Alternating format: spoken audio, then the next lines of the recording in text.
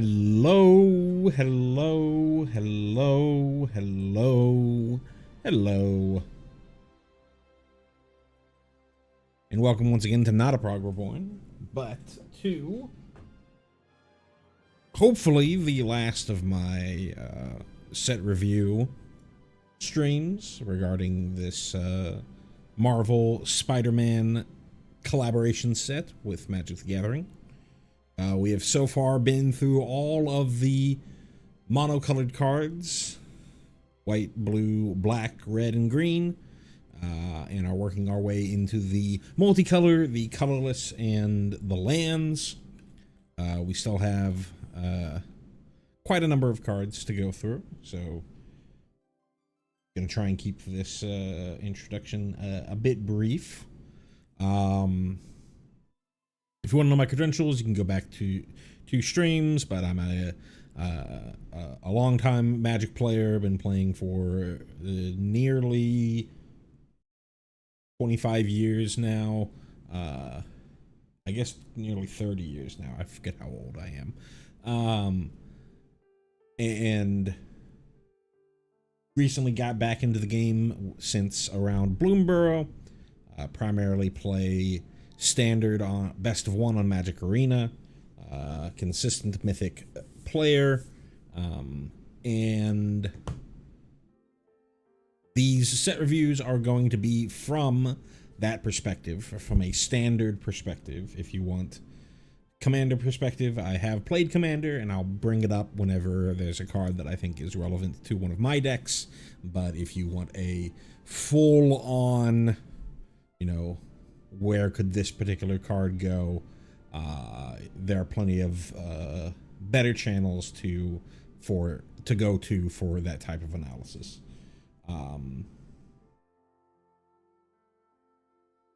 Additionally, specifically talking about this set, there is the unique instance where the cards have different representations, whether they are paper cards, the actual physical paper product, or whether they are digital cards. For the purposes of this review, we are only going to be looking at the paper versions, the actual Spider-Man, Marvel Spider-Man SPM set code cards, rather than looking at their arena counterparts.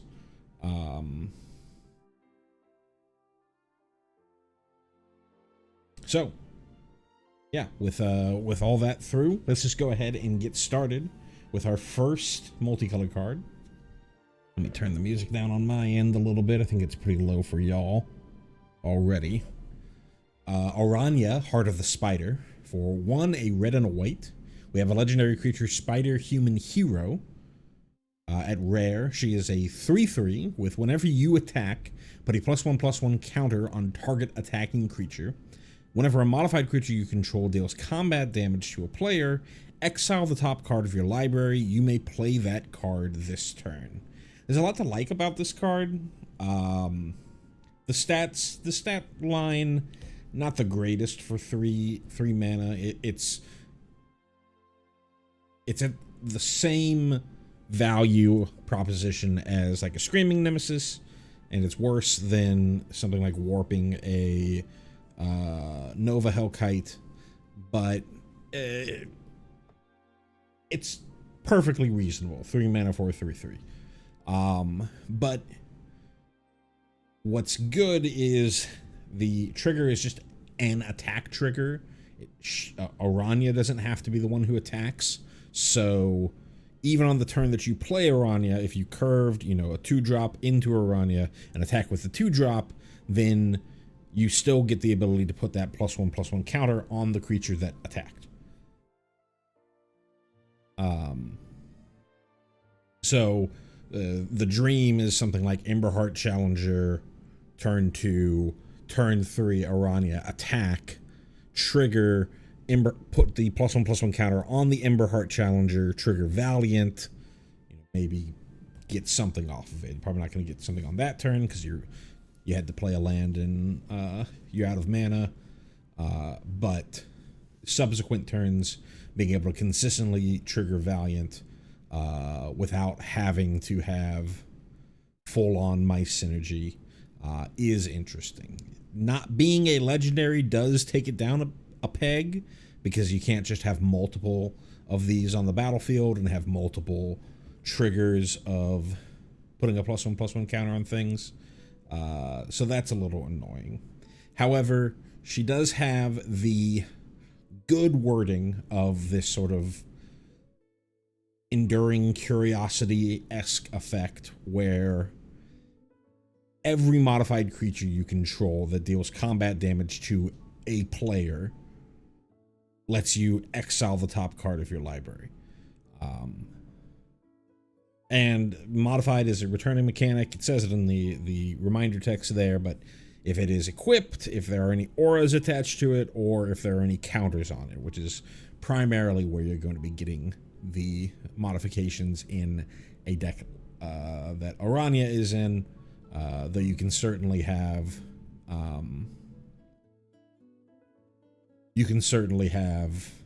equipment or sheltered by ghosts or things like that in the deck. She would have been pretty good with something like a Corey Steelcutter, had Corey Steelcutter been around. And you can't make the argument with Corey Steelcutter with, they changed from a 2-year to a 3-year rotation, and they didn't expect Corey Steelcutter to be in the same set as this card. That Corey Steelcutter was only 3 sets ago. It was always going to be part of this rotation. So if we would have had a Corey Steelcutter, every one of those tokens that still had the Corey Steelcutter attached to it would be considered a modified creature. But that's for a world that doesn't exist anymore, luckily. Overall, I think that she's fine. There are quite a number of good red 3-drops, even Boros 3-drops that really don't see a ton of play right now. You've got things like Lightning, Army of One. You've got Mabel popped up with a little bit of play in the resurgence of the Boros Mice deck, but really cards like Screaming Nemesis, Nova Hellkite, Tursa Light Shatter,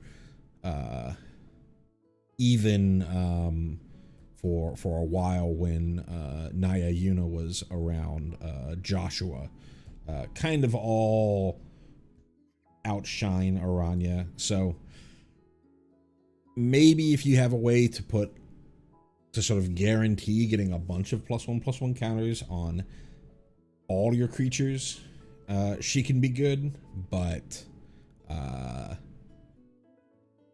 I think that she's more often just going to be outclassed by the existing options at 3.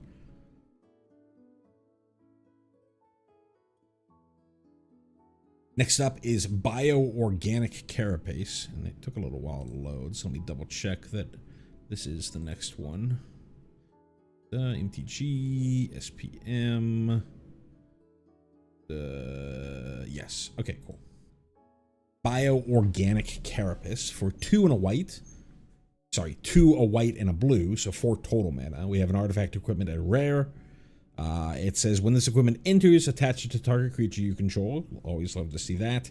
An equipped creature gets +2/+2 and has, whenever this creature deals combat damage to a player, draw a card for each modified creature you control, and it has an equip cost of 2 generic. So the good part here with Bioorganic Carapace is if you have a creature 4 mana, you're going to be able to immediately attach it. You don't have to pay the extra to get it onto something. And as long as that combat damage trigger happens, that creature itself that dealt the damage is itself a modified creature, so you'll be able to draw a card.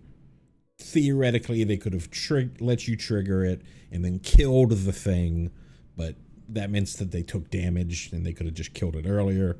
But so 99% of the time, you're going to draw at least one card when this hits your opponent.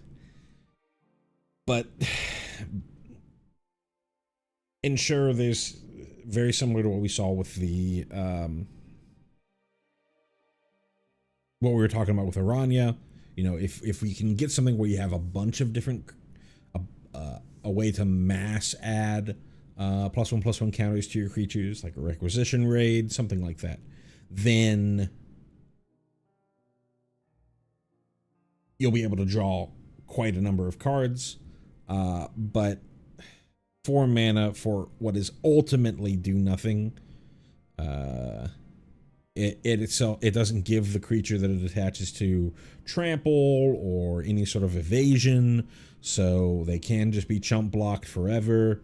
If the creature that it's attached to doesn't inherently have evasion, so a pretty meh card. Next is Carnage, Crimson Chaos. For 2, a red and a black, we have a legendary creature, Symbiote Villain at rare. Carnage is a 4/3 with trample. It has, when Carnage enters, return target creature card with mana value 3 or less from your graveyard to the battlefield. It gains, this creature attacks each combat if able, and when this creature deals combat damage to a player, sacrifice it. And then it has Mayhem of a black and a red. And this is the first time we're seeing Mayhem on this stream. Unfortunately, this doesn't have the reminder text on it because they ran out of room, I guess. But what it means is you can cast this card from your graveyard for its Mayhem cost, in this case, a black and a red. If you discarded it this turn, timing rules still apply. So it's very similar to an old mechanic called Madness, but Madness allowed you to break timing rules. With Mayhem, if I'm forced to discard this card on my opponent's turn, I won't be able to play it for its Mayhem cost because it's a creature. I can only cast creature unless I have something really funky going on. I can only cast creatures at sorcery speed. But if I do, say, discard this to a Fear of Missing Out on my turn, and then I still have mana left over to cast it for its Mayhem cost, I can cast it for its reduced cost. 4 mana for a 4/3 with trample.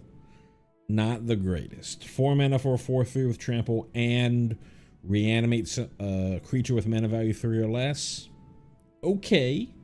There is, in Abzan, there is Yathan Roadwatcher, which kind of does the same thing.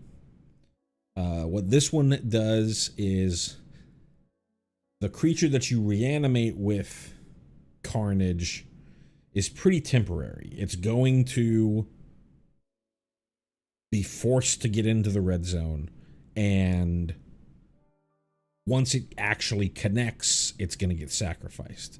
So if you have, the real way to break this is to either, reanimate something that is ridiculously statted, right? You've got some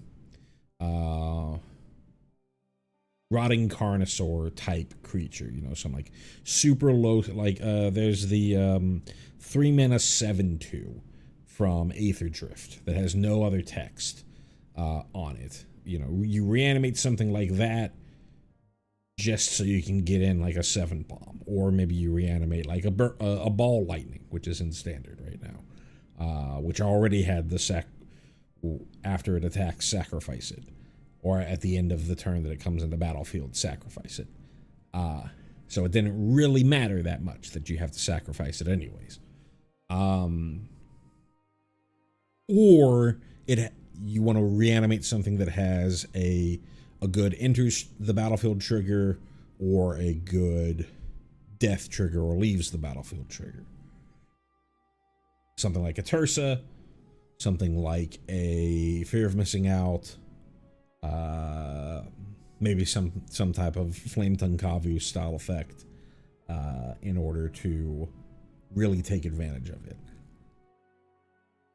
At 4 mana, I think that's already decent if you can fully take advantage of this. If you can play this for 2 mana, that is very good. So this is something to keep an eye on in some sort of aggressive Rakdos deck.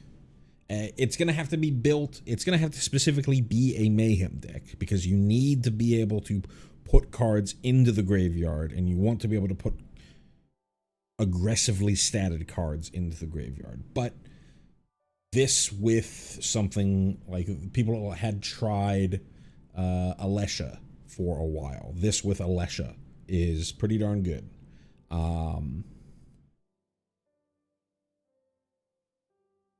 That style of a deck seems pretty darn good to me. So, this is a card that I'm going to enjoy brewing around.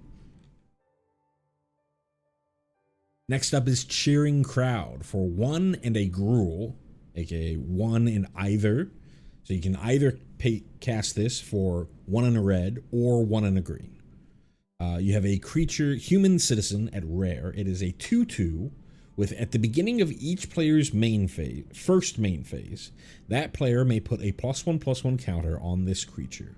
If they do, add Colorless for each counter on it. They add Colorless for each counter on it. So it goes into that player's mana pool for that turn. Not that turn, for that phase. Step or phase is the word I'm looking for. This card is garbage. You paid 2 mana. You'll never be, when you cast this, unless you jump through a million hoops, when you cast this, you will already be past your own first main phase. So your opponent is the first one who gets access to this trigger, and they can go, hey, sure, take a +1/+1 counter. I'll take a mana and play a card, play a 5-drop. If they're on the play, and you played this, they can go land, or I guess it'd be a 4-drop. Land, 4-drop, or land, kill this 2-drop.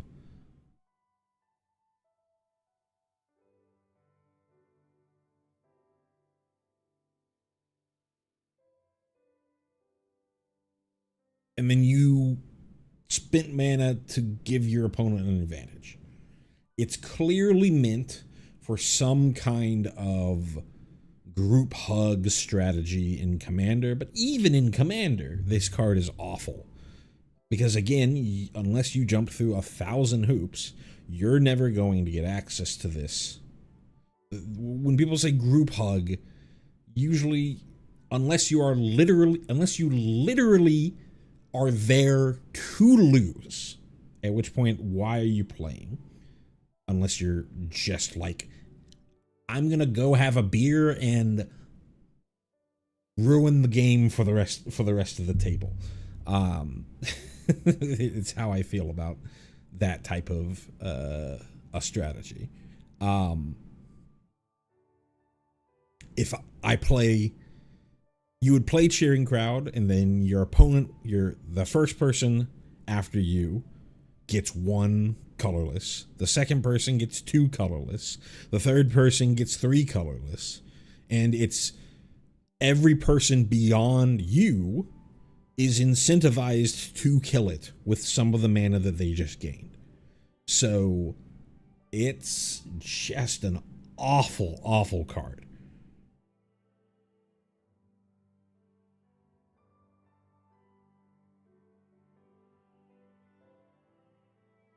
Next up is Cosmic Spider-Man for Wooburg. That is a white, a blue, a black, a red, and a green. 5 total mana. We have a legendary creature, Spider-Human Hero at Mythic. It is a 5/5 with Flying, First Strike, Trample, Lifelink, and Haste. Lots of keywords. At the beginning of combat on your turn, other spiders you control gain all those keywords. Basically an impossible to cast. Impossible to cast is wrong. The mana is good enough that you could build your mana base in Standard to theoretically cast this on turn 5. And 5 mana for a 5/5 with all that text is a pretty good card, but you've got to go so hard into the mana base to play this. And actually, I'm gonna go back on it. I don't think the mana is quite good enough. It's pretty good mana, but to be able to consistently hit Wooburg on 5 seems rough. And even then, if you do hit Wooburg on 5, it's a good creature, but ultimately it is just a beat stick. It is just trying to kill your opponent, and you can do that far more efficiently with other things. This is a commander card where if you want to make a deck that is all the Spider-Men, a full multiverse deck, here's your commander for it. That's what this card's here for. Don't play it in Standard. Dr. Octopus, Master Planner, for 5, a blue and a black. So that's 7 total mana. We have a legendary creature, Human Scientist Villain, at Mythic. It is a 4/8 with other villains you control, get +2/+2. Your maximum hand size is 8. And at the beginning of your instep, if you have fewer than 8 cards in hand, draw cards equal to the difference. One thing I read when I was looking through the release notes for this set, and it's not something specific for Doc Ock here, but it is something to keep an eye on because there is a very playable other version of this effect in Standard. If you have multiple effects that change your maximum hand size, they are applied in timestamp order. So, Prophytic Memory says you have no maximum hand size on it. It's often just irrelevant text for the card, but it does say that. So if you have a Prophytic Memory in play that's saying you have no maximum hand size, and then play Dr. Octopus, your maximum hand size is 8. It is not no maximum. If you switch to the order, then your maximum hand size would be none. You would have no maximum hand size. Sorry, that's the wrong way to say it. You have an infinitely sized hand.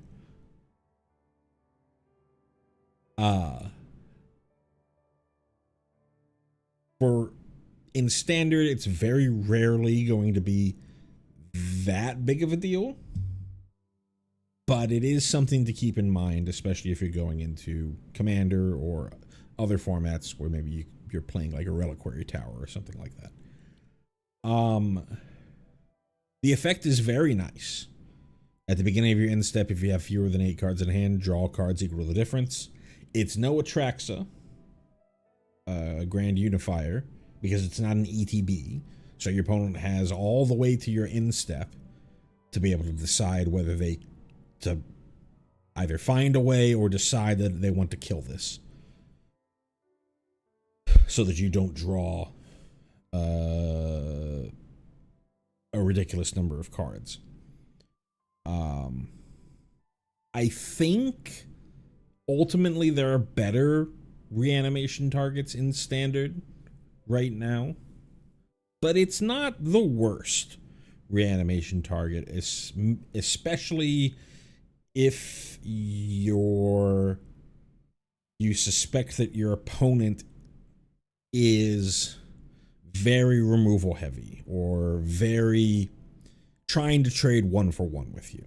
You have a Dr. Octopus that you can reanimate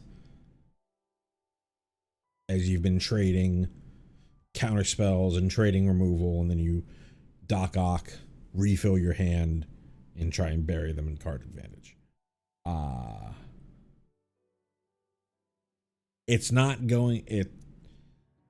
4-8 isn't the fastest clock. It's got no evasion on itself, so you're not really going to get the job done just with Doc Ock, but it is something that you could play to fight an opponent who is trying to run you out of resources.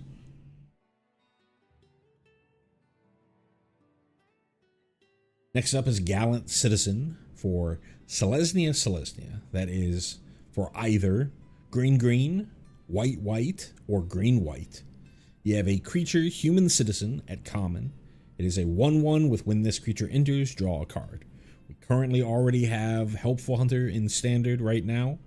This is essentially an easier to cast Helpful Hunter.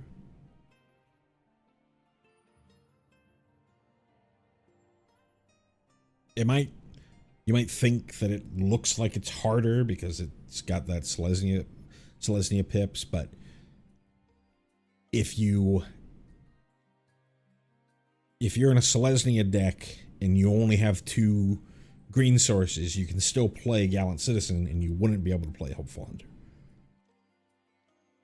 Whereas every other scenario that you could play Helpful Hunter, you could have also played Gallant Citizen. Anyways, you'll know if you want this type of effect. Really, the only decks that are playing Helpful Hunter these days are cat decks, so you're going to want to keep playing Helpful Hunter. But if there eventually comes to a point where you've got some sort of human synergy in standard, then this is a perfectly reasonable card to put into your deck. 2 mana, body replaces itself, can be flickered, can grow with other effects. Perfectly reasonable card. Next is Green Goblin Revenant. For 3, a black and a red, we have legendary creature Goblin Human Villain at uncommon. It is a 3/3 with flying and death touch, and whenever it attacks, discard a card, then draw a card for each card you've discarded this turn. That's interesting. So if you get to the point where you can attack with it, you will at least be able to draw 1 card. Or be able to, get rid of the worst card in your hand, draw another card. If you have any sort of way to discard more, then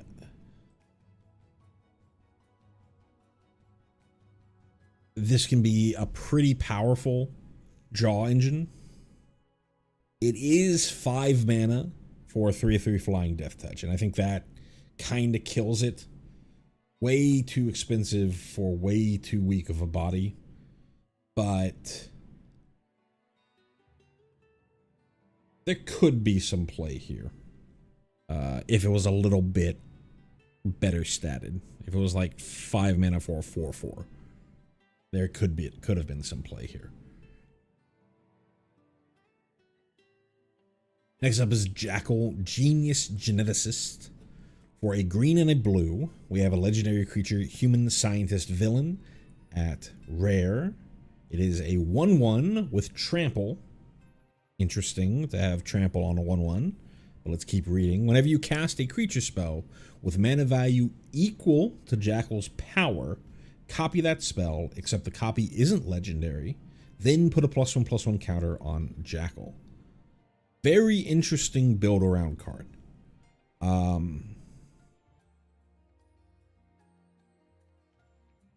Note that it is equal. Couple things to note on this card. It has to be the creature that you play that you're trying to copy with this ability has to be equal, exactly equal to Jackal's power. So it's not less than or equal to. So as Jackal grows, you're less and less likely to be able to take advantage of this, just because your deck's less and less likely to be able to play a ton of 5 drops and 6 drops and whatever have you.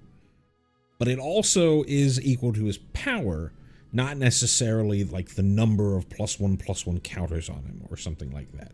So if you have a way to increase that power, you can use pump spells, you can increase that power through other effects,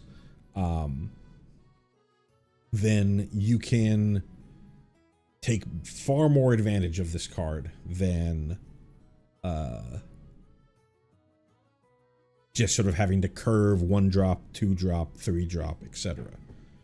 A pretty good card with this card is something like a Hemosymbic Might, because you can attack with the Hemosymbic Might, give whatever power the Hemosymbic Might has to Jackal, and then cast something of that exact power, or of that mana value equal to that power, before Jackal is actually, permanently that size. So, a very, very interesting card to work with. It's awkward that it's legendary. Mostly because I suppose you could go, maybe not, because theoretically, I was thinking like it's awkward that it's legendary because this is an effect that you want to build around, which means that you want to have as many copies of it as you would really want, but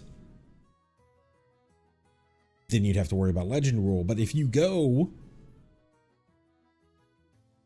if the turn that Jackal becomes 2 power or has 2 power, you can play another Jackal from hand. And sure, you would have to legend rule the OG version of the spell, but the copy of Jackal isn't legendary, and it would come down as a 1/1. Your onboard Jackal would still grow +1/+1, and now you have multiple different Jackals, one non-legendary version, and you can keep just going and going and going with as many Jackals as you have. So yeah, I think this card's interesting. It might be more of a fun deck than a competitive deck, but I really do like this card. Next is Craven, Proud Predator. For 1, a red and a green. So 3 total mana. We have a legendary creature, human warrior villain at uncommon. He is a star 4 with vigilance, and that power is equal to the greatest mana value among permanents you control. So if Craven is the only thing on the battlefield, he is a 3/4 with vigilance. But obviously, if you have something else of much higher power than, or much higher mana value, then Craven becomes much, much stronger. Ultimately, again, just a big beat stick. So don't really see it as that standard viable. You can argue, hey, Skullspore Nexus isn't standard. If I have a way to cheat that out, and Craven fluctuates, it's star, so it's going to fluctuate based off of the highest mana value you have. So you could just play Craven out and then later play a Skullspore Nexus in order to then just drastically pump up Craven's power.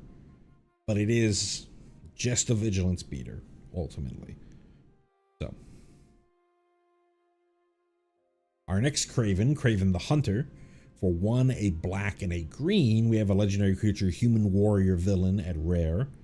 He is a 4/3 with trample, and whenever a creature an opponent controls with the greatest power among creatures that player controls dies, draw a card and put a +1/+1 counter on Craven the Hunter. Tells the story of the character pretty well. Trying to hunt the strongest prey. When it does, when he succeeds, he gets stronger.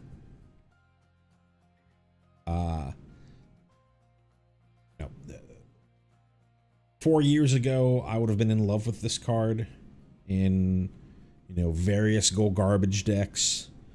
trying to trade 1-for-1. There was a card from Ikoria, I think, called like Cheval, which reminds me a lot of this card. I think this is a lot better than that. 3 mana for a 4/3 trample. Fine stats, but really we already have Surak. There's a world where this card is playable, but I'm just not sure Gold Garbage is really a deck these days. So.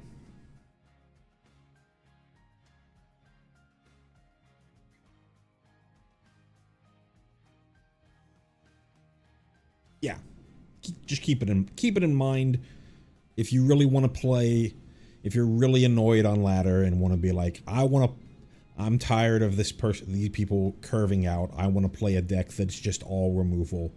Put together a Gold Garbage deck with Kraven the Hunter and just boom, boom, boom, boom, boom, knock them down and go for the kill.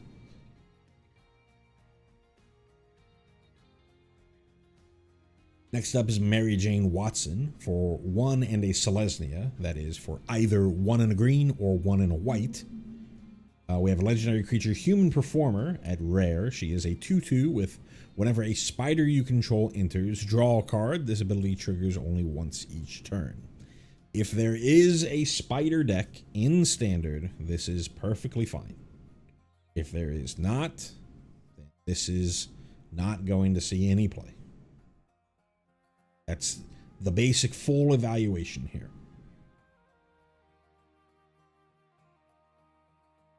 Mr. Negative. For 5, a white and a black, we have a legendary creature, Human Villain, at Mythic. It is a 5/5 with Vigilance and Lifelink. And then whenever Mr. Negative enters, he may exchange life totals with target opponent. If you lost life this way, draw that many cards. That many being the amount of life that you lost. An interesting card. You either essentially dome your opponent if they, if you can get this to enter, and it is an enter's ability, so this is a reanimation target. If your opponent is going heavy into aggression, you can play this to basically steal all of their life, deal all the damage that they dealt to you, to them, and then you have a 5/5 Vigilance Lifelink creature. Pretty powerful effect. Or, if your opponent is controlling, and maybe they're playing, we're in a world of shocklands. You're probably shocking yourself. Maybe they have fountain ports and they've been making 1/1 tokens with them. You can use this to, keep up with card advantage. So I think this is a pretty powerful reanimation effect. This is like a toolbox of a reanimation target. Is it better than Arden? Probably not. Is it better than Valgavoth? Maybe. Depending on the environment. Valgavoth is very good if your opponent is aggressive with creatures, but if your opponent is able to burn you out, then even the fact that you got a Valgavoth onto the battlefield is not really going to save you when they untap and just shoot you in the face.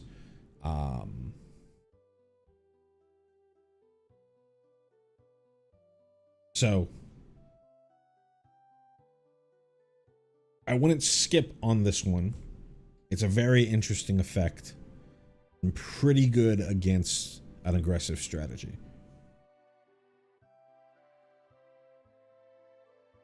Next up is Mob Lookout. For 1 and a Dimir, that is either 1 and a blue or 1 and a black, we have a creature, Human Rogue Villain, at common. It is an 0/3 with when it enters, target creature you control connives. Conniving is a returning mechanic. Reminder text, draw a card, then discard a card, and if you discarded a non-land, put a +1/+1 counter on that creature. Not really playable in standard. Has no power. Can technically gain a power on enter, but then it would just become a 1/4, which is a good blocker, but like, is that really what you're looking for in standard? No. Next up, we got Morbius, the living vampire. It is time to morb. For 2, a blue and a black. So 4 total mana. We have legendary creature, vampire, scientist, villain at uncommon. He is a 3/1 with flying, vigilance, and lifelink. And then it has for a blue and a black. Exile this card from your graveyard. Look at the top 3 cards of your library. Put one of them into your hand and the rest in the bottom of your library in any order. As a creature, Morbius isn't really that great. 4 mana for a 3/1 flying lifelink vigilance. It's okay. It's an aggressively statted and has evasion.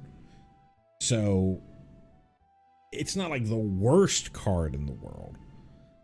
1 toughness is really rough in a world of Nova Hellkite, but you can talk yourself into putting this into your deck. Really, how you would talk yourself into it most is the renew ability, which is, it's essentially what that exile from graveyard effect is, just without the keyword on it. If you're in some sort of Dimir reanimation or Grixis reanimator style strategy, you can put these into your deck and have a way to search for your reanimation target, or search for, not your reanimation target, but search for your zombify or whatnot, even as this just sort of gets dumped into your graveyard. And it doesn't say you can only do it at sorcery speed, so you can hold up counter magic, and then if they don't have anything that they're doing, hey, let's anticipate on their end step. I think for the most part, if you decide to play this card, you're playing it because you can put cards into your graveyard relatively easily.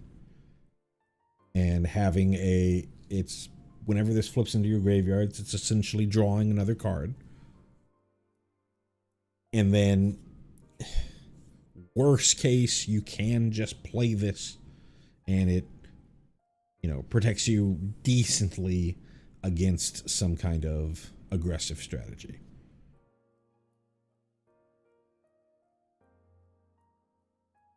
Next up is Prowler, Clawed Thief.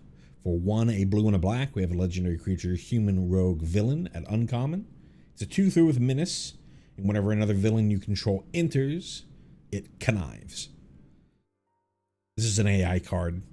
It's like the most generic card you've ever seen in your entire life. It is a 3 mana Dimir card that has the ability to draw and discard. Here it's only on enter, only on when another villain enters. It's got menace. There's like 400,000 versions of this effect printed into every set for the last 12 years. This is basically a card written by AI.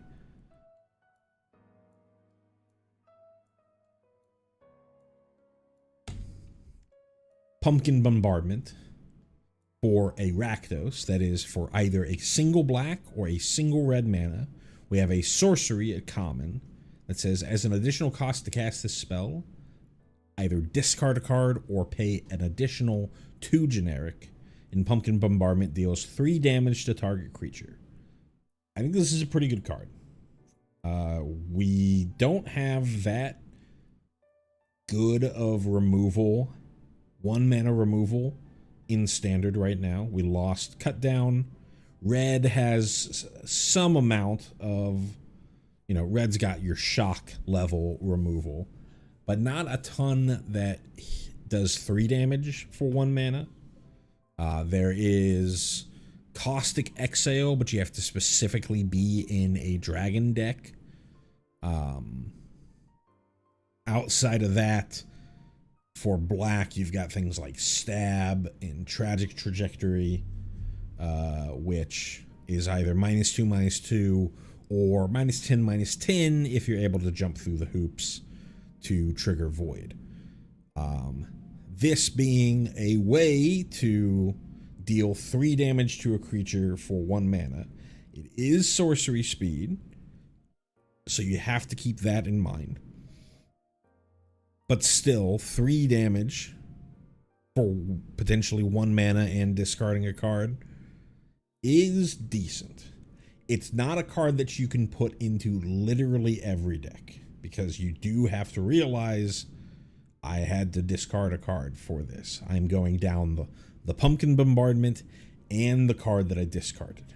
But if you have a way to take advantage of that discard card, you're playing a Mayhem deck, you've got renew abilities, you're putting a reanimation target into your graveyard, etc., etc., etc., then this is a pretty good card that could see standard play.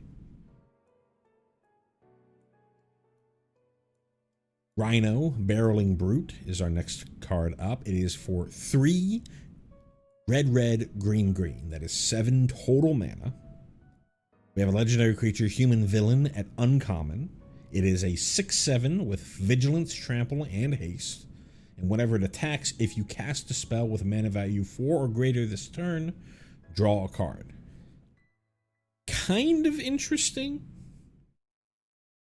If you cast it if you had to pay the full cost for it, full 7 for it, it's got haste itself. It would see it itself is greater than 4 mana value, so you would draw a card to replace this card. If you reanimated it with a Zombify, that was you casting a 4 or greater mana value spell that turn. And it has haste, so on the turn that you reanimated it, you can get in with it, and you would draw a card. So I don't think that this is that bad. It kind of is just a big beater, but it does at least replace either itself or the Zombify that you use to bring it out of the graveyard. And if you can consistently trigger that, then you're pretty consistently being able to keep that card advantage going. Not the worst card in the world. I think that's a little lower on the line of reanimation targets, but it's not that bad. Rhino's Rampage is up next.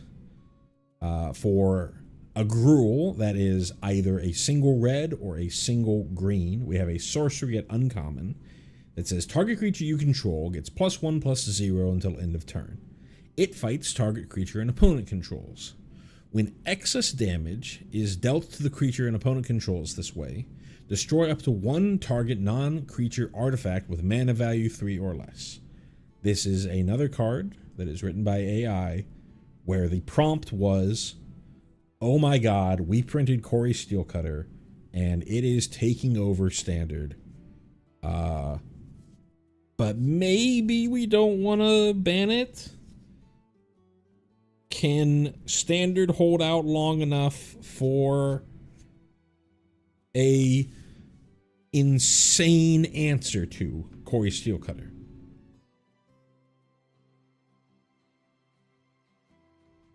That's basically how I see this card. It's, hey, I've got a way to both kill the token and the Corey Steelcutter fairly consistently if I'm in Gruul.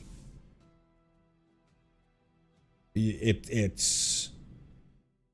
still has play even with Corey Steelcutter being banned, because you can theoretically kill one of any number of random creatures that your VV opponent has and kill the Agatha's Soul Cauldron along with it.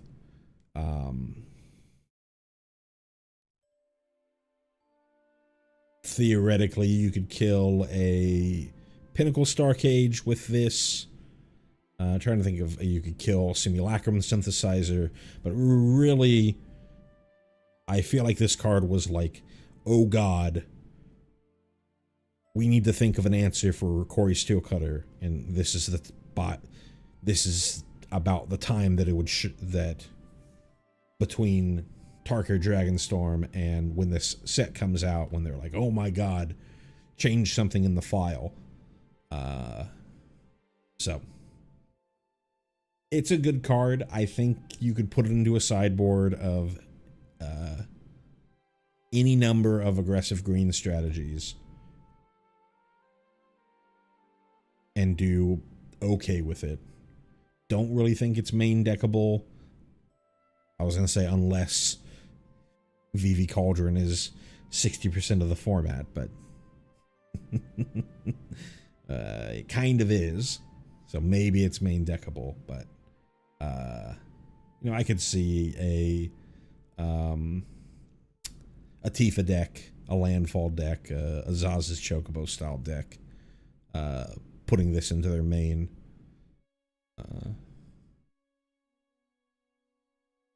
If they really feel like they can't fight against a resolved Agatha Soul Cauldron. Next up, Scarlet Spider, Ben Riley. For 1, a red and a green, we have a legendary creature, Spider Human Hero at rare.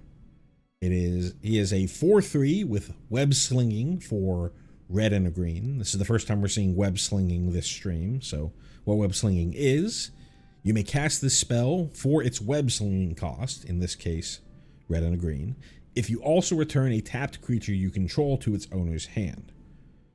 It has trample.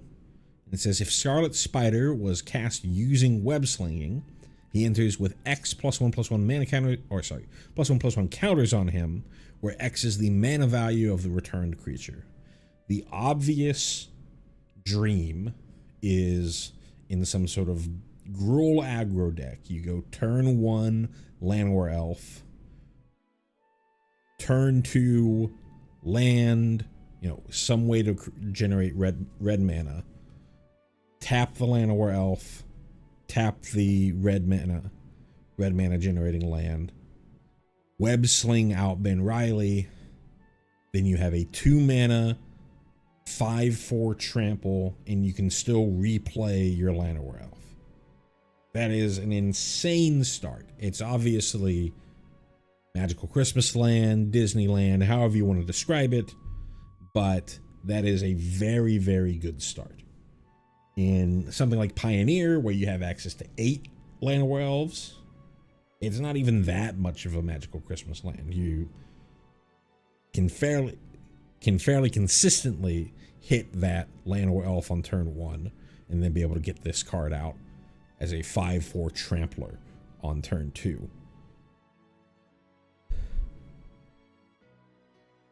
But even if you aren't able to get the web slinging stuff going, 3 mana for a 4/3 trample, not the worst in the world. And then you can always just do a Gruul curve out, pick back up something like a Fear of Missing Out on turn 3. You attack with the Fear of Missing Out, pick it back up with Scarlet Spider, Ben Riley, and then have this huge creature that is blocks on the crackback very easily and is very likely going to kill your opponent if they can't deal with it immediately. So I think this is one of the better cards from the set, maybe the best card from the set. It's up there with Peter Parker and Arachne, Sensational Spider-Man, Norman Osborn, stuff like that. And they keep giving aggressive decks good cards. So we're in an era of aggression. Our next Scarlet Spider, Kane, for a black and a red, we have a legendary creature, Spider Human Hero, at uncommon. He is a 2/1 with Menace. When it enters, you may discard a card. If you do, put a +1/+1 counter on him, and he has Mayhem for a Rakdos. So either a single black or a single red. Another decent card. I don't think it's as good as Ben Riley.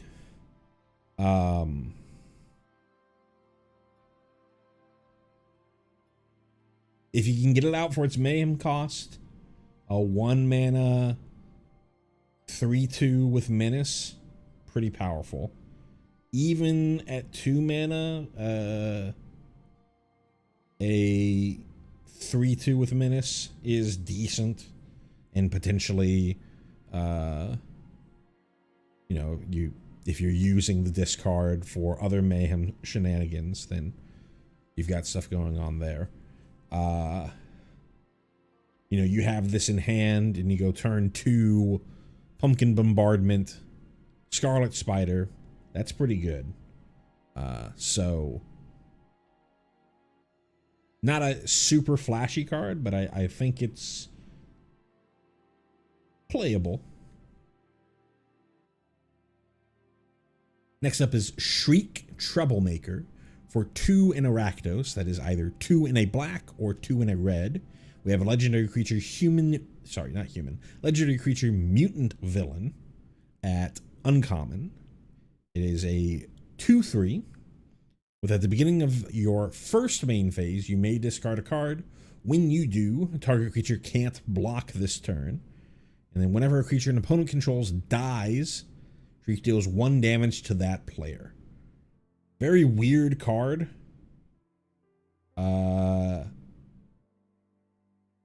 The effects, like, the effects don't really work together. It's like I have mayhem stuff going on with the first main trigger. I have, it's mostly just like a very good aggressive card for draft.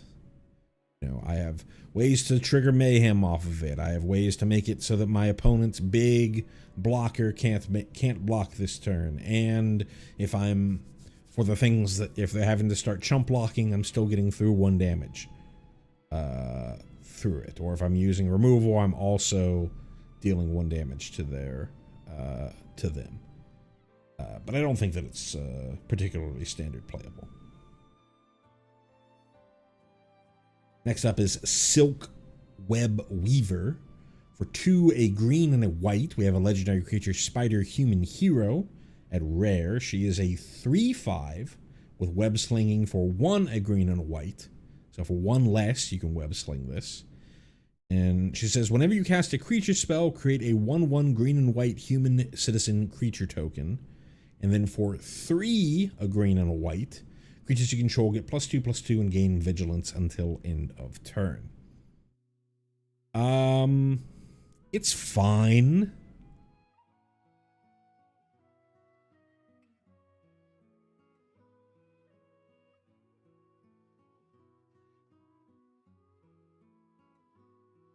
Yeah, it's fine. Like, the dream is to web sling this out, bring something back to your hand, that thing that you recast the next turn to create a token, and maybe you like string together a bunch of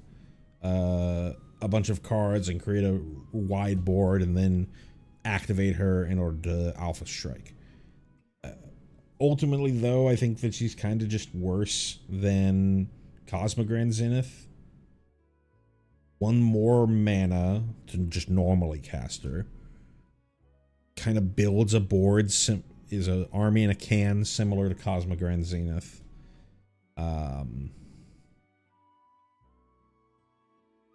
It's nice that you have this pump effect, but I don't really see it being that playable. Skyward Spider is up next for Azorius. That is, you can cast this for either white, blue, or white-blue. We have a creature, Spider Human Hero, at common. She is a 2/2 with Ward 2. And this creature has flying as long as it's modified. This is a draft common. Next up is Spider. piloted by Penny. For 3, a white and a blue, we have a legendary artifact creature, Spider Hero, at uncommon. It is a 4/4 with vigilance. When Spider enters, put a +1/+1 counter on target creature. Could be itself, so it could be a 5/5 with vigilance. And whenever a modified creature you control deals combat damage to a player, draw a card, which is nice. It's basically the text for Enduring Curiosity, but for modified creatures. But just play Enduring Curiosity. You can even have multiple Enduring Curiosities on the battlefield. Well, this is a legendary. Not much else to say here. Spider Manifestation. For 1 and a Gruel, that is for either 1 and a red or 1 and a green, we have a creature, Spider Avatar, at common. It is a 2/2 with reach that you can tap for either a red or a green. And whenever you cast a spell with mana value 4 or greater, untap this creature. It's a 2-mana dork. Rarely see that be that playable in Constructed. It's a limited card. Not much else to say here. Spider Girl, Legacy Hero. For a green and a white, we have a legendary creature, Spider Human Hero, at uncommon. She is a 2/2 that has flying during your turn. And whenever she leaves the battlefield, create a 1/1 green and white human citizen creature token. It's fine. 2 mana for a 2/2 flyer. Fine. Fine stat-wise. Not incredible, but fine. Gaia's Skyfolk, eat your heart out. And then, obviously, designed to be web slung back to generate creature tokens. This is a limited card. It's fine, but it's a limited card. More Spider-Man. We have Spider-Man 2099. For blue and a red, we have a legendary creature, Spider Human Hero, at rare. It is a 2/3, 2 mana 2/3, decent stats. From the future, you can't cast Spider-Man 2099 during your first, second, or third turns of the game. Alright, that sucks. But it is a double strike vigilance, 2 mana 2/3, which is very nice stats. And at the beginning of your end step, if you played a land or cast a spell this turn from anywhere other than your hand, Spider-Man 2099 deals damage equal to his power to any target. An extremely powerful creature that I don't really think has a home right now.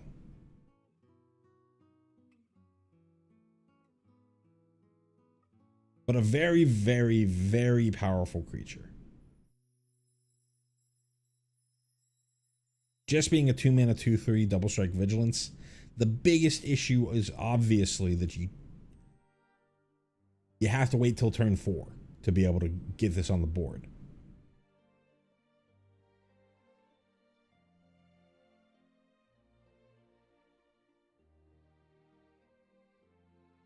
But once you do get this on the board, it is going to deal a lot of damage. If you're able to consistently trigger that incept trigger, you can dome face, you can clear opponent's creatures.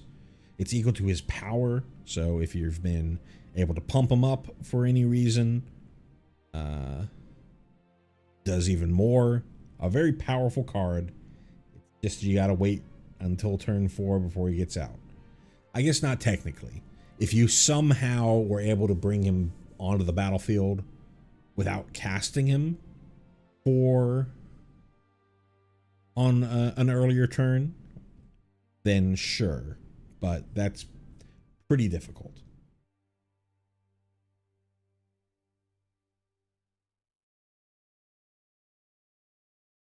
Spider-Man India.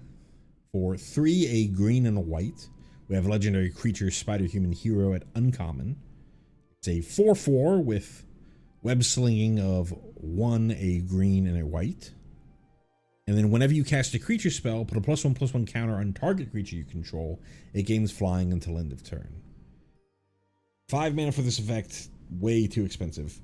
Web slinging this in, close.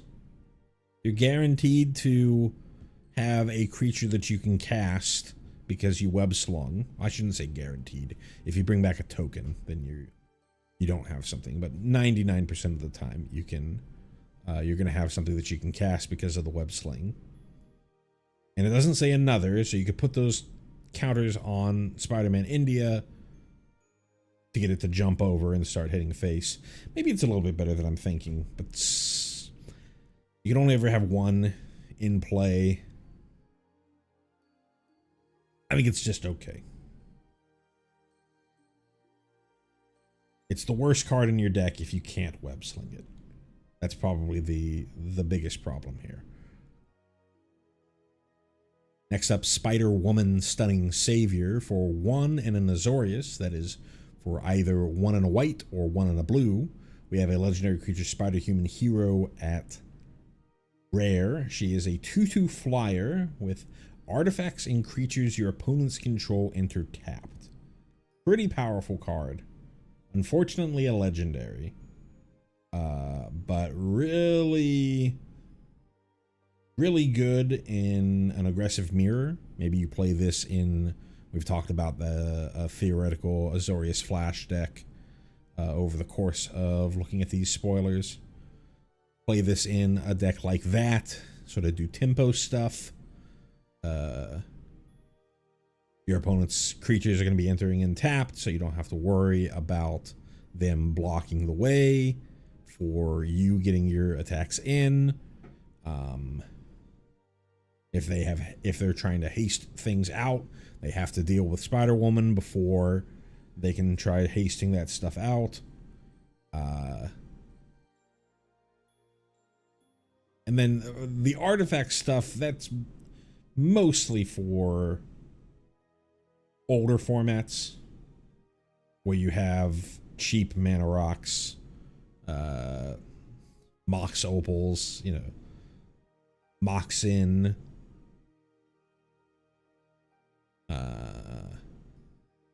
Mishra's Baubles, cheap stuff that you have to tap to get some value off of.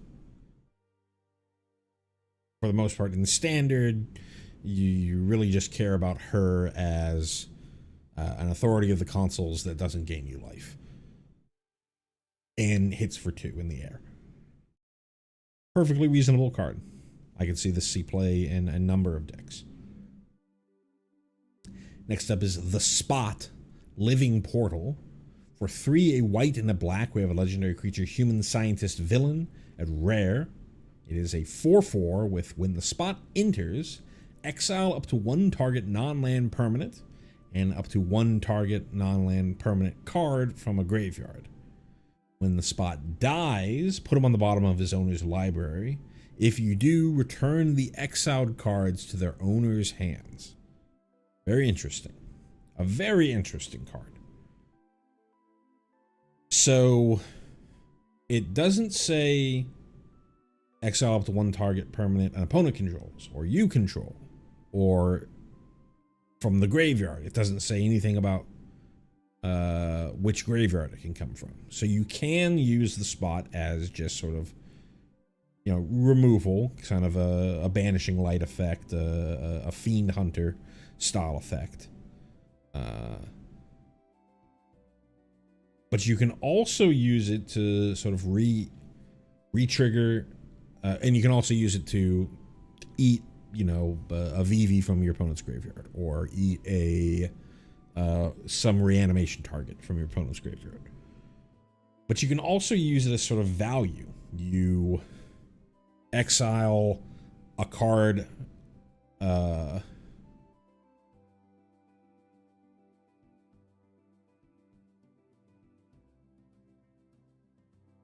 weird. You exile a card from your side of the board that has a leaves trigger or an ETB trigger, or then exile something from your own graveyard, and then kill the spot to bring that stuff back to your hand.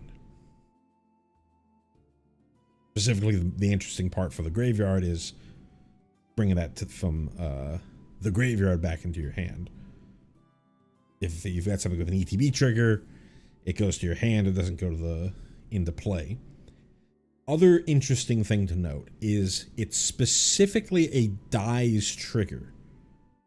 So it's not exactly like a Banisher Priest, Fiend Hunter effect, where it is banishing light, or where the thing that you are exiling is gone until that Banisher Priest leaves the battlefield. Spot specifically has to die. So if you bounce the spot, if you exile the spot, if you blink the spot,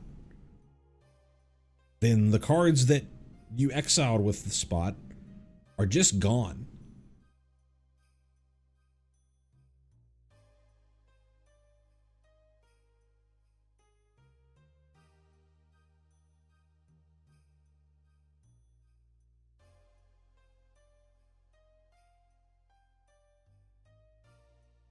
Another very weird thing that you can do, be very unlikely that you would ever do this,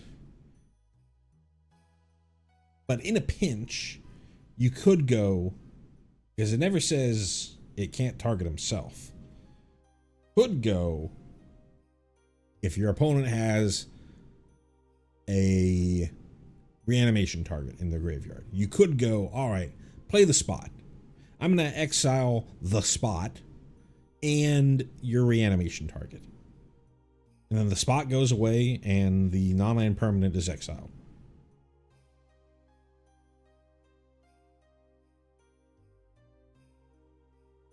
Very, very weird card.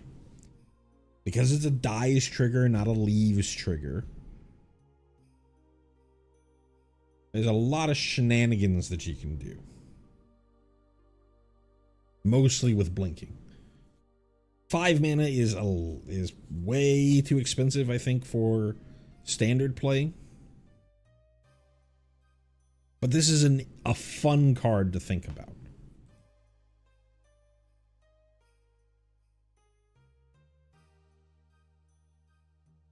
Sun Spider, Nimble Weber.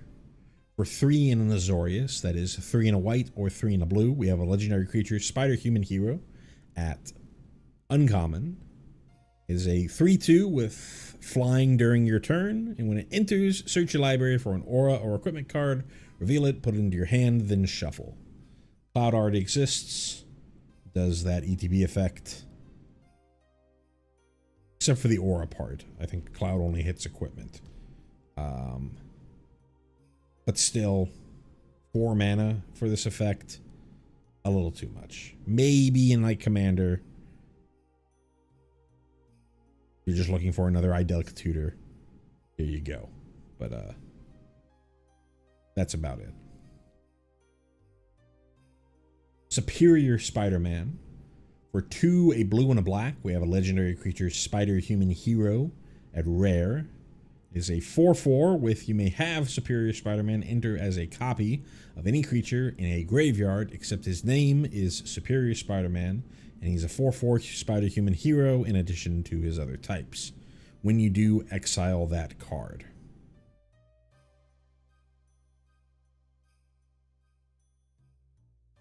It's fine. Like, you can exile a Vivi with this and get access to its activated ability. You know, if there's something that you're wanting to, it's essentially a reanimator. Reanimation effect. You don't get the stats of the creature, but you get everything else about the creature. So it's fine.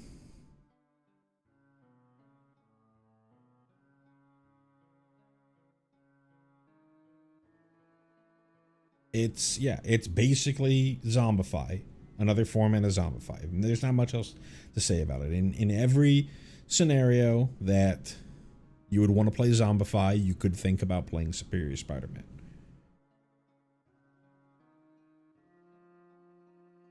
Symbiote Spider-Man for 2 and a Dimir, that is 2 and a blue or 2 and a black.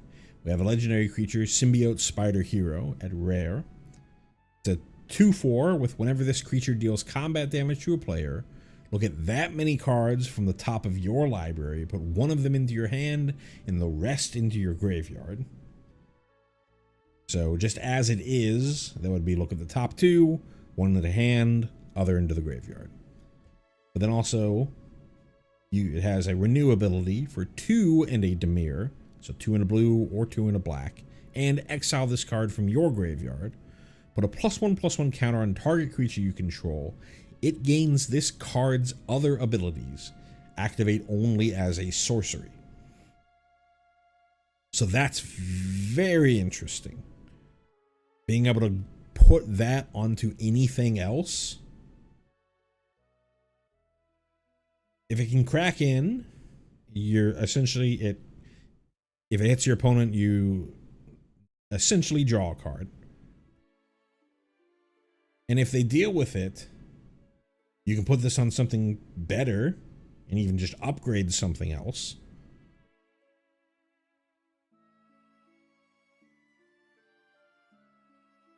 And potentially draw a better card every turn. You're competing with a decent number of black 3-drops already. We kind of talked about that when we were thinking about Agent Venom. You know, you've already got stuff like Preacher of the Schism, Unstoppable Slasher, Tishana's Tidebinder. But this is definitely a card that you could consider in some sort of Dimir mid-range or even mono black mid-range.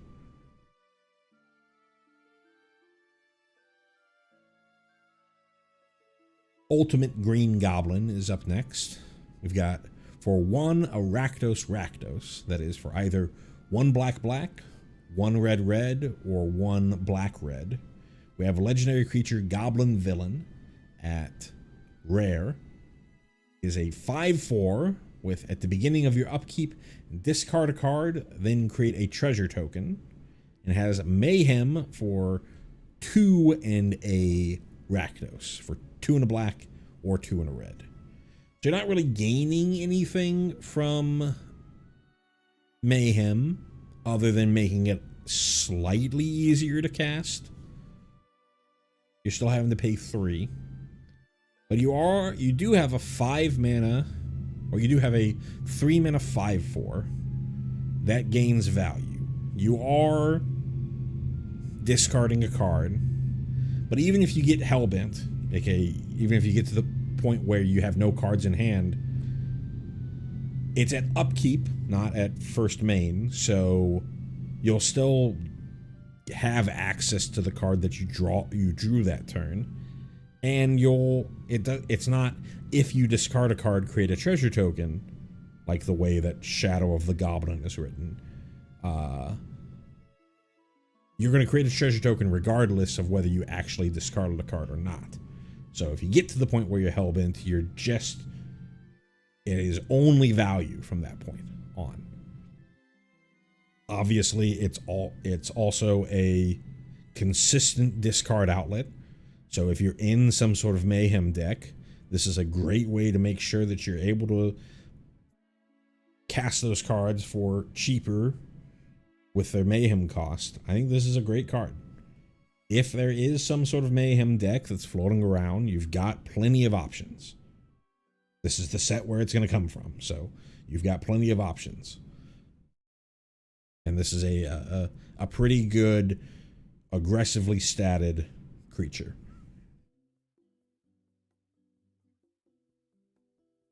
Next up, Vulture Scheming Scavenger for 5 and a Dimir. That is 5 and a blue or 5 and a black. We have a legendary creature, Human Artificer Villain at uncommon. He is a 4/6 with flying, and whenever he attacks, other villains you control gain flying until end of turn. This is a limited card. Next up is Web Warriors for 4 in a Selesnya.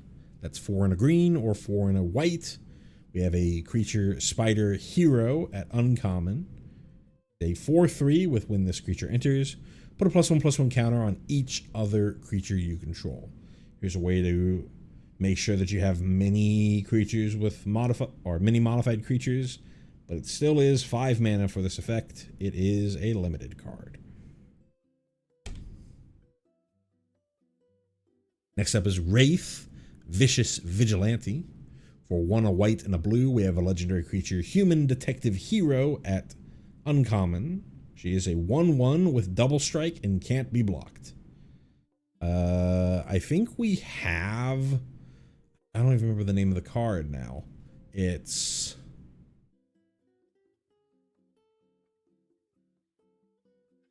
a red and a white. It's like Twin Blades something. Let me look this up. On hold. Scryfall. F standard. Mana value equal less than or equal to 3.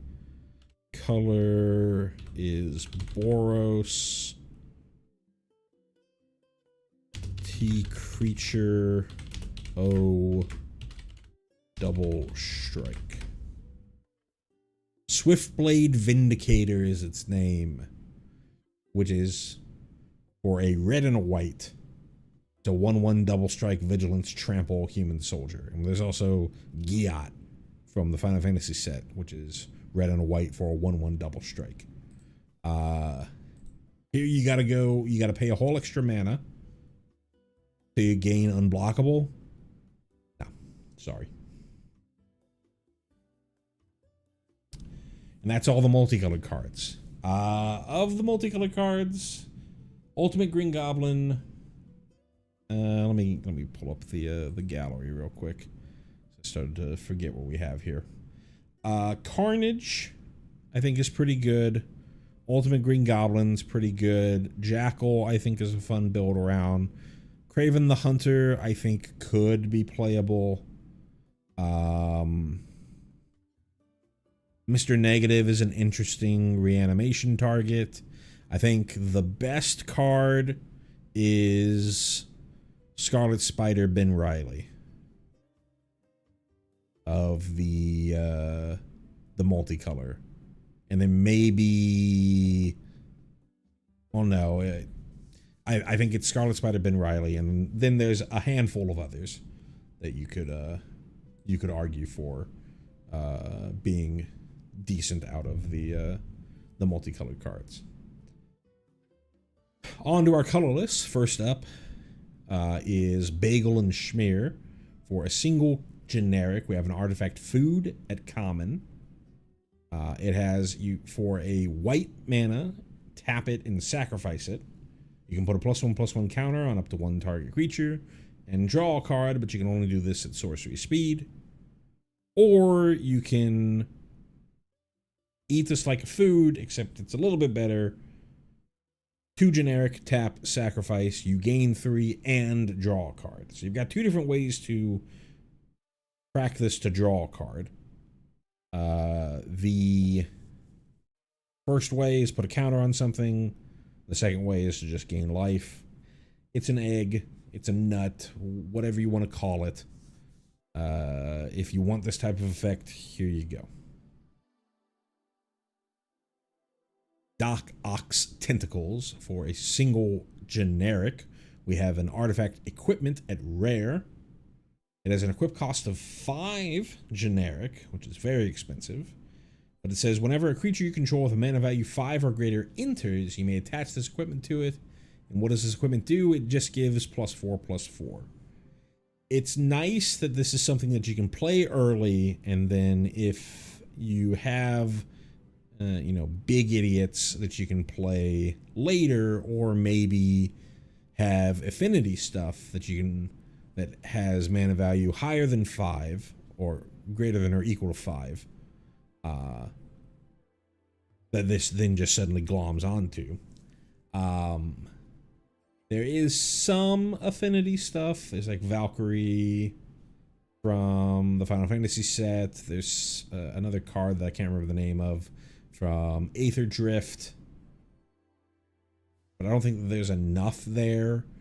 There also is some stuff with, graveyard synergy stuff that gets its mana value reduced based off of the number of creature cards in your graveyard that you could possibly combo this with. So it's not the worst card in the world, but you have to, it's not something that you can just put into your deck. You have to specifically build around putting it, build around it. And ultimately it's just giving you a buff of power. It would be much better if it gave some kind of evasion. Eerie Gravestone is next. For 2 generic, we have an artifact at common. When it enters, draw a card. And then for 1 and a black, you can sacrifice it to mill 4 and put a creature card from among them into your hand.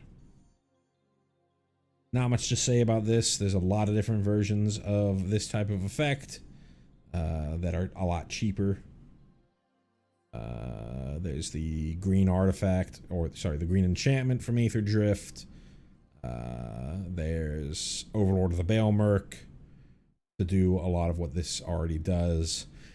Sure, you can just play this to draw a card, and then this is more of a reactive card. Hey, I had some big thing that my opponent dealt with. I can crack the Eerie Gravestone. Well, that's not even true, because it's from among the milled cards. So never mind. Scratch all that. Don't play this card. Next up is Hot Dog Cart. For 3 generic, we have an artifact at common.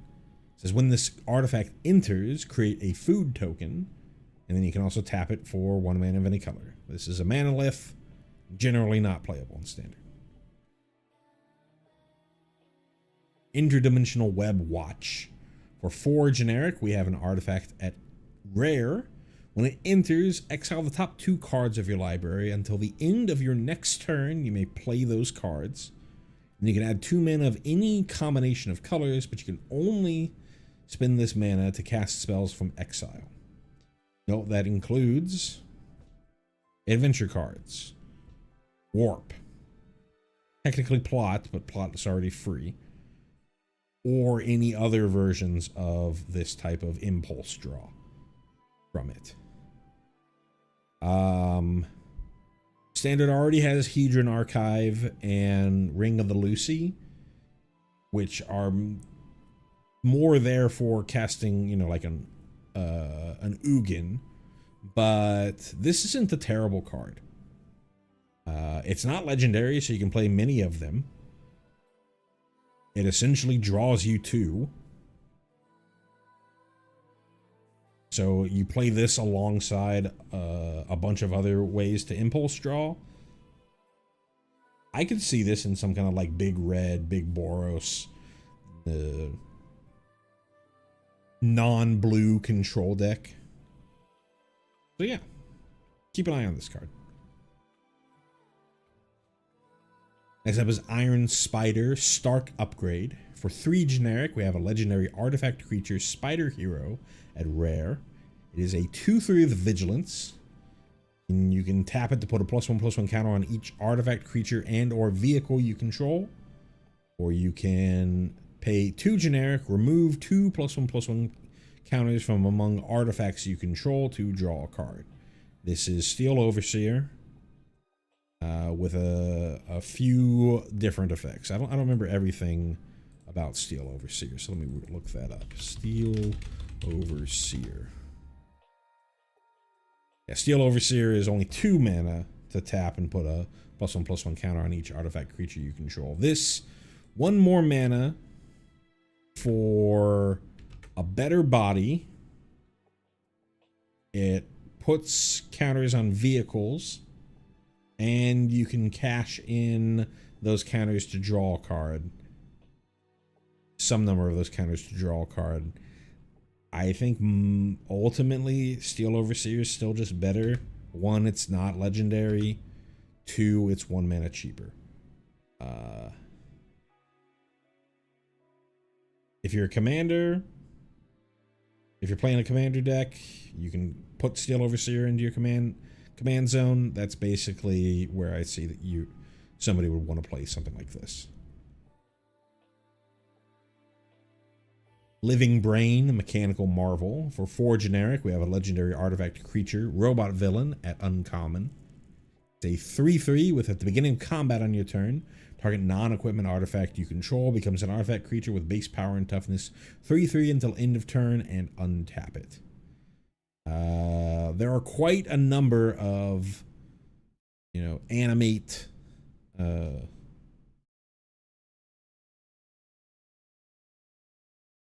I forget what it's called. It's the scissors card type effects. There's Tough Cookie, there's Zoetic Glyph, there's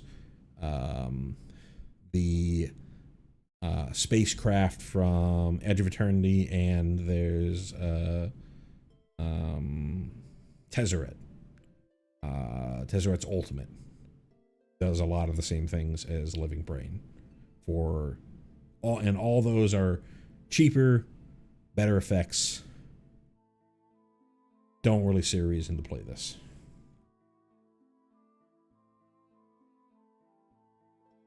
Mechanical Mobster is up next. For 3 generic, we have an artifact creature, human robot villain at common. It is a 2/1 with when it enters, exile up to 1 target card from a graveyard. Target creature you control connives. This is draft filler. News Helicopter is up. For 3 generic, we have an artifact creature construct at common. It is a 1/1 flyer that ETBs and creates a 1/1 human. These are the cards, folks.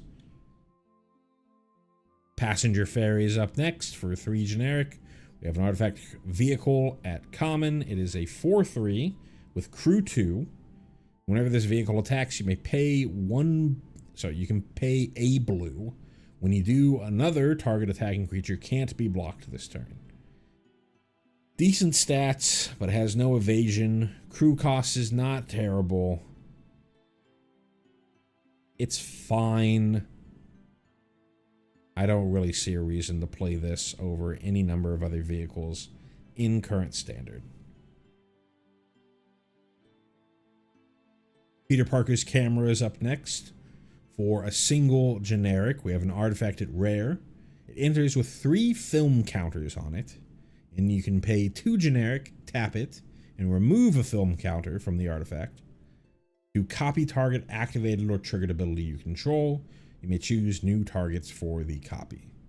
A very cheap way to get this effect onto the battlefield. You only get a couple of activations of it. Very combo-y card. Somebody smarter than me is going to have to figure out a way to break this.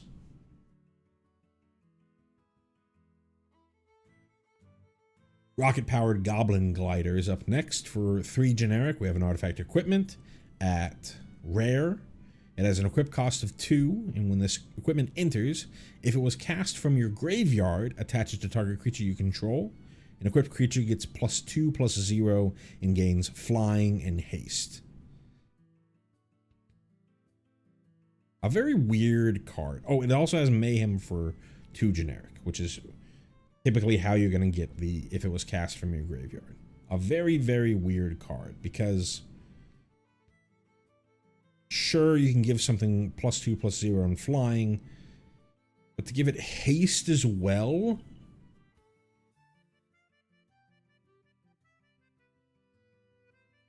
There's a lot of hoops that you're going to have to jump through.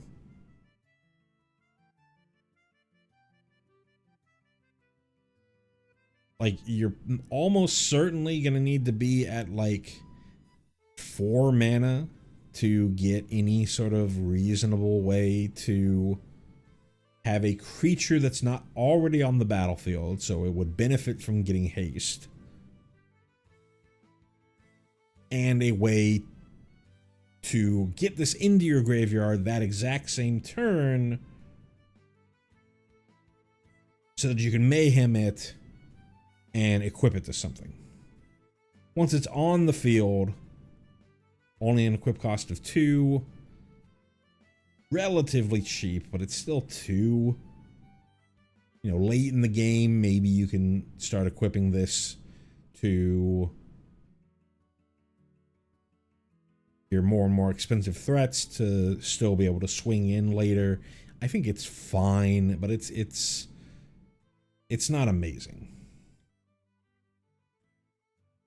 Spider Bot is up next for 2 generic. We have an artifact creature, Spider Robot Scout at common. It is a 2/1 with reach.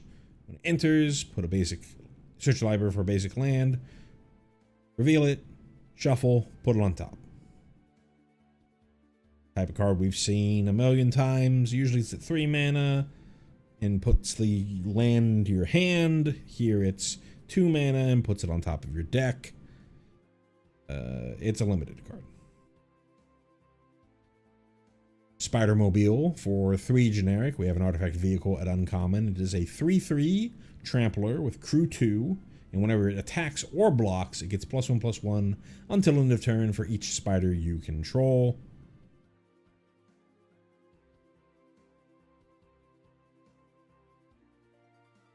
Moving on. Spider Slayer Hatred Honed for 2 generic. We have a legendary artifact creature, human villain at uncommon. They're a 2/1 with whenever it deals damage to a spider, destroy it. Destroy that creature that it dealt damage to. And for 6 generic, and exile this from your graveyard, create 2 tapped 1/1 colorless robot artifact creature tokens with flying. How do these work together? Like, maybe there's some lore thing going on. It makes like these drones and stuff, but 6 mana to get those drones out of your graveyard. They're tapped, so they can't even, you can't even like use them to block.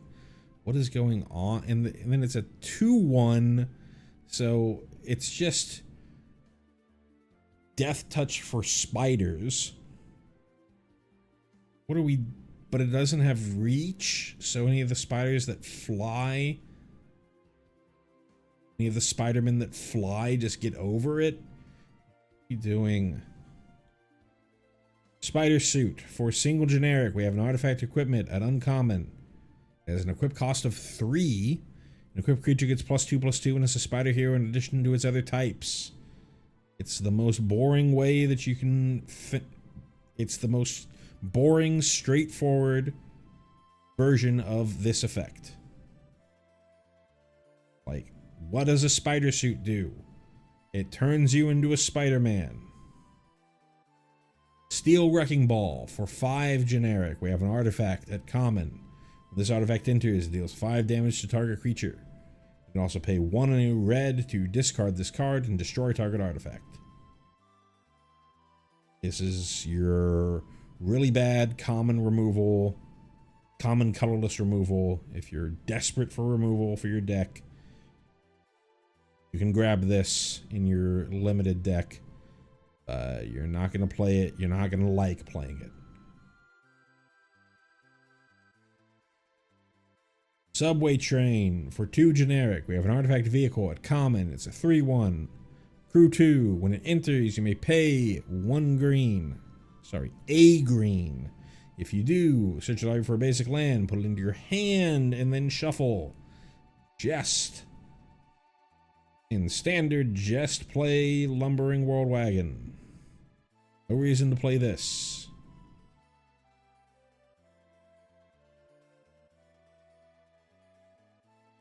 Ooh, those artifacts were awful.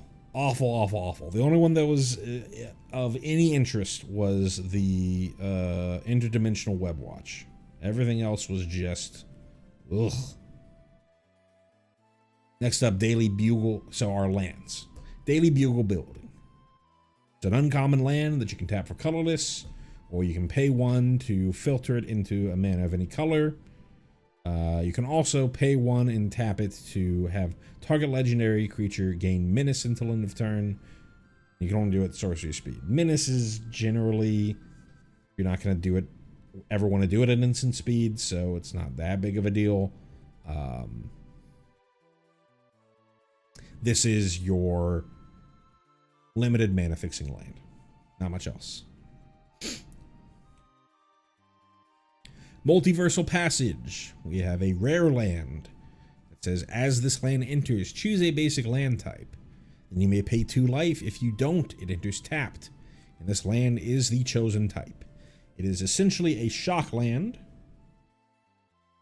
for any mana that you want it to be, but it can only ever tap for 1 type of mana. So you put this into your deck. You make the choice. You make a choice as you're playing, as you're putting it onto the battlefield. I want this to be a plains. I want this to be a mountain. I want this to be a. I want this to be a plains. I want this to be an island. I want this to be a swamp. I want it to be a mountain, or I want it to be a forest. And then you can pay 2 life if you want access to it immediately, or you can let it enter tapped if you don't need the extra mana that turn. A very, very good card. It's not like, it is not every basic land type as the card itself. It only becomes a land type as you play it. So you can't use a fetch land to find this. You can't use a fetch land to find this. Any type of fetch land, whether it be the onslaught fetches, the onslaught, and what's the other, the Zendikar fetches, or like an evolving wilds. The evolving wilds can't find this either. This is really just like I was gonna say the ultimate mana fixing. It's not quite, because it doesn't tap for multiple things. It's really just here to sort of patch up the decks that are kind of lacking on mana fixing at the moment.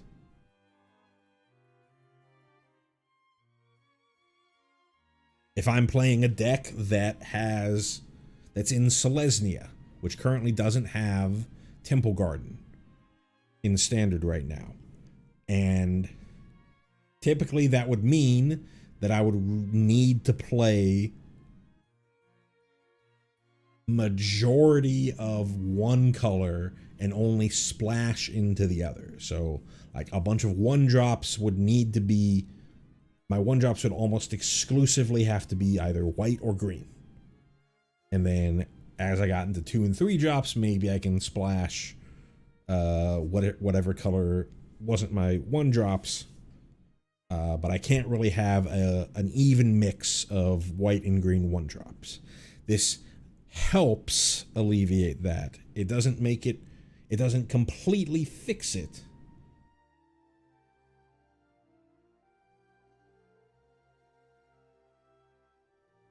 Because you can't turn this into whatever other color you need later.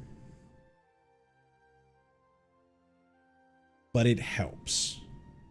It's probably the most important card of the set. It is often true out of any set. The lands are often the most important card. This set in particular doesn't bring a ton to standard.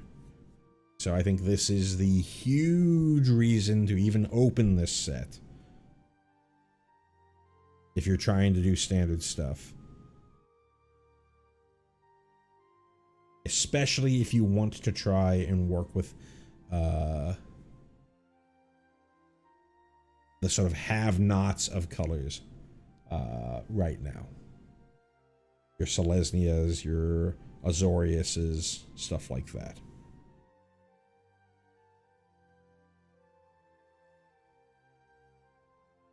Next up is Ominous Asylum.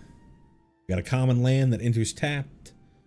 You can tap it for either red or black, and you can pay 4 generic, tap it, and surveil 1. This is very similar to the common scry lands not to be confused with like the temples from Theros.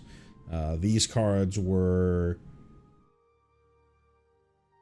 cards that were very similar to these were in Strixhaven, but I think you would pay 4 to scry 1. Here you're paying 4 to surveil 1.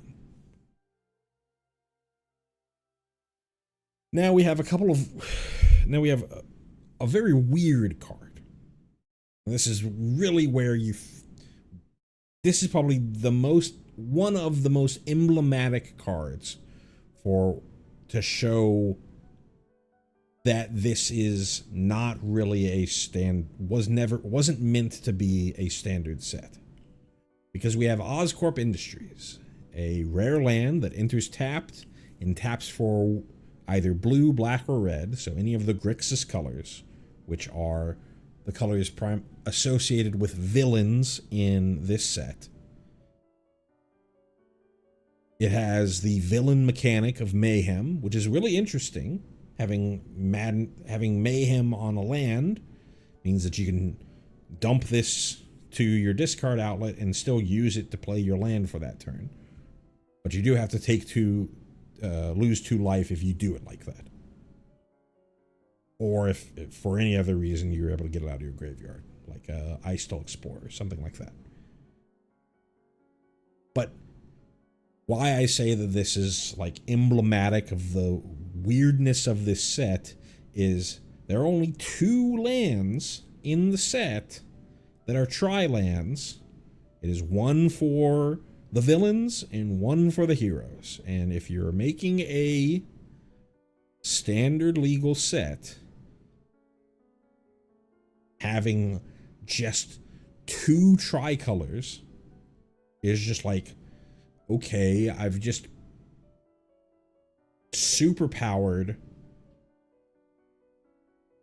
specific color combinations, and fuck me, I guess, if I'm playing things that aren't of these color combinations. If it was like the Assassin's Creed set, which we know that they initially wanted, then it's not, it's annoying in the fact that we have, you know, an unbalanced cycle, but it's for Commander, right? It's not a huge deal. Commander already has 100 billion different lands that you can play that are probably better even than this. So, not a huge deal.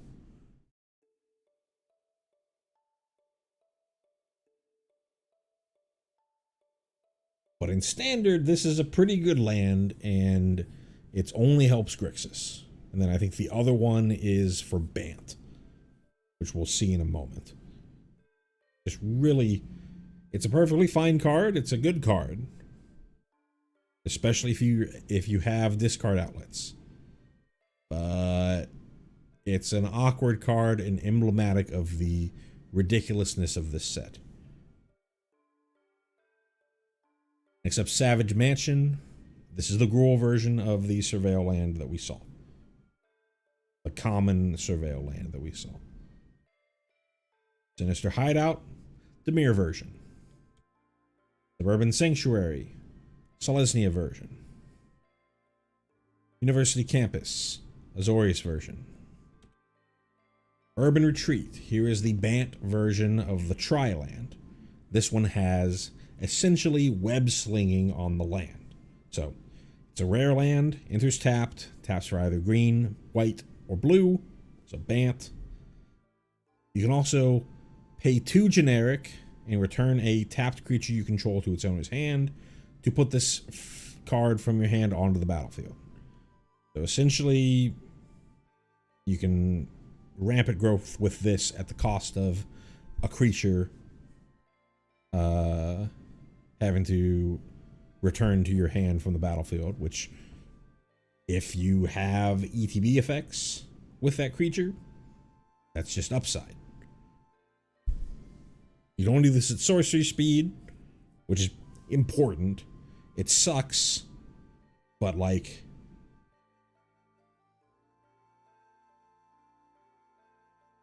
if I could do this at instant speed, 2 mana, save my creature from removal, plus ramp myself is a ridiculous effect. So, it's good that this is sorcery speed, even though it's not as powerful. But again, it's like, fuck me, I guess, if I'm not playing Bant.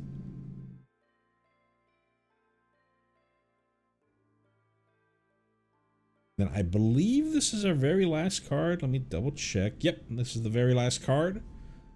Vibrant Cityscape. It's a common land that is a functional reprint of Evolving Wilds, which itself was a functional reprint of Terramorphic Expanse. We already have quite a number of fetch lands, of these basic fetch lands, in Standard right now, and they do see play because of your your Tifa, Mossborn Hydra style decks, those landfall decks. I think those decks were already playing 8 copies of fetch lands between Fabled Passages, which are the best versions, and some number of these worse versions. So I don't know if they were really looking for even more coming out of this, but hey, if you want a literal depiction of New York in your Magic set or in your Magic deck, here you go. Concrete jungle where dreams are made of. I got a little snippy as we went through the end because I didn't quite realize just how awful the end of this set was. Especially that colorless section was a lot of just garbage. I do think that there are some interesting cards in here. I don't really think that I'm gonna put together a stream for like, hey, these are the winners and losers and whatnot, because there's not really a ton to look at. I think there's 1,000 other content creators out there that'll be pointing out the same set of cards that I'm going to be pointing out. There's not enough of a diversity of potential cards in the set for me to really be able to say anything different than what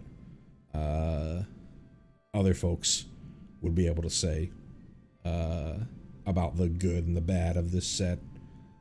So I'm probably not going to do a follow-up stream for this.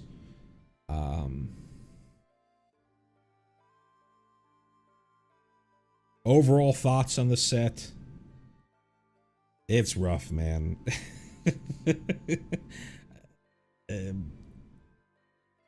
I've talked about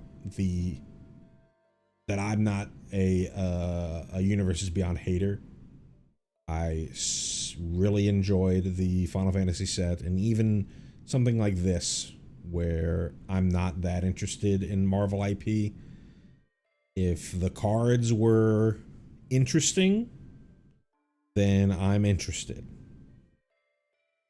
And from where I'm going to be playing these cards, it's not even going to have any of this Marvel stuff associated with it, because I'm going to be 90% of my interaction with this set is going to be on Arena, and they're all going to be these weird through the Omen paths versions of these cards. But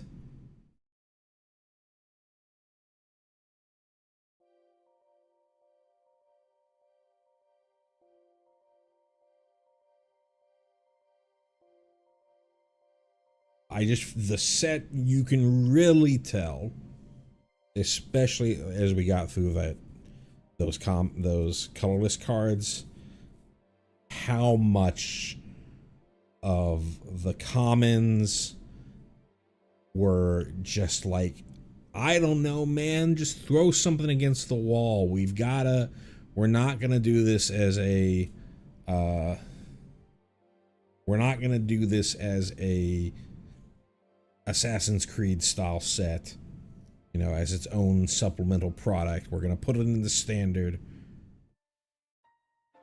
make it work, and then we're left with just a set with very little cohesion. They had to create a entirely fake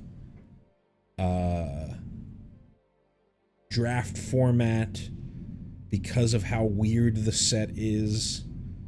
The Pro Tour that's going to go on while this set is the most recent set is not even going to use this set as its draft format. It's going to use Edge of Eternities.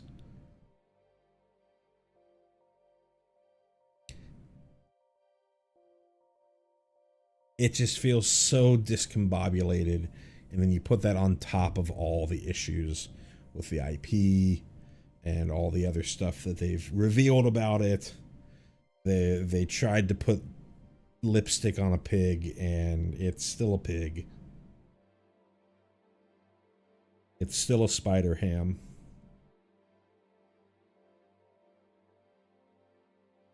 I think I put this below things like Murders at Karlov Manor. Well, I wasn't really around for Murders at Karlov Manor and Outlaws at Thunder Junction. I'll put this definitely below Aether Drift. I was perfectly fine with Aether Drift.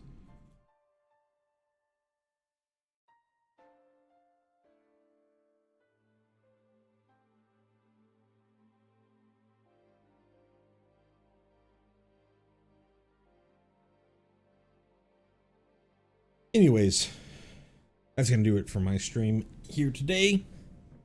Probably not gonna see me doing anything like this until we get closer to the Avatar set release.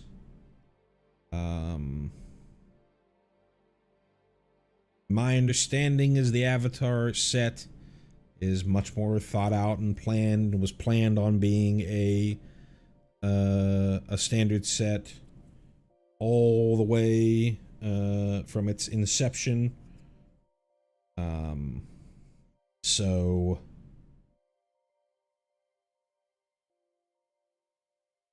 the hope going with that one is that it'll be a much more well thought out set. I have some familiarity with Avatar. I enjoyed the original series. I haven't watched any Korra stuff, so I can't really speak on that, but it is specifically on The Last Airbender part of the series, so I'll be familiar with the many of the references there. But I mostly just hope that it's a better thought out set than what's going on here. That's going to do it for me for the stream. Thank you so much for watching, and I will see you next time I see you.